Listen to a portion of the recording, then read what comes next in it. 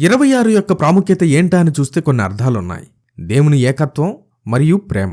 Hebrew భాషలో ప్రేమ అనగా Ahava. దీని సంఖ్య విలువ 13. ఒకటి లేదా ఏకత్వం. ఎఖాద్. దీని సంఖ్య విలువ కూడా 13. 13 + 13 అంటే 26 వస్తుంది. దీని అర్థం ప్రేమ స్వరూపి అయిన దేవుడు అద్వితీయుడు, ఒక్కడే అని సూచిస్తుంది. 136వ కీర్తనలో ఆయన కృప నిరంతరముండును, his mercy endures for ever అనే మాట సరిగ్గా 26 సార్లు రాయబడింది. ఇది దేవుని కృప పరిపూర్ణమని, దేవుని నామములాగా అది శాశ్వతమైనదని గుర్తు చేస్తుంది. ఇంకో అద్భుతమైన విషయం, బైబిల్లో ఆదాము నుండి మోషే వరకు సరిగ్గా 26 తరాలున్నాయి. అంటే దేవుడు తన వాక్యాన్ని మనుషుల దగ్గరకు పంపడానికి 26 తరాలు వేచి చూశాడు. దేవుడు తన వాక్యాన్ని అంటే ధర్మశాస్త్రాన్ని మోషే ద్వారానే ప్రజలకు అందించాడు.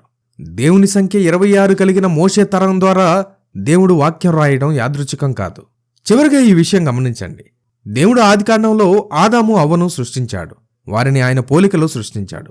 దేవుని పోలికలో మనిషిని చేస్తాను అని పలికిన సందర్భం కూడా ఏ వచనంలో ఉందో చూడండి.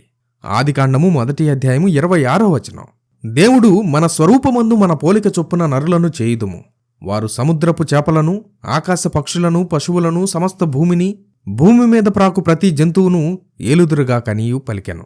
చూశారు కదా ఒక సంఖ్యలోని దేవుని ప్యాటర్న్ ఎలా ఉందో. ఆయన డిజైన్ అద్భుతంగా ఉంది కదా.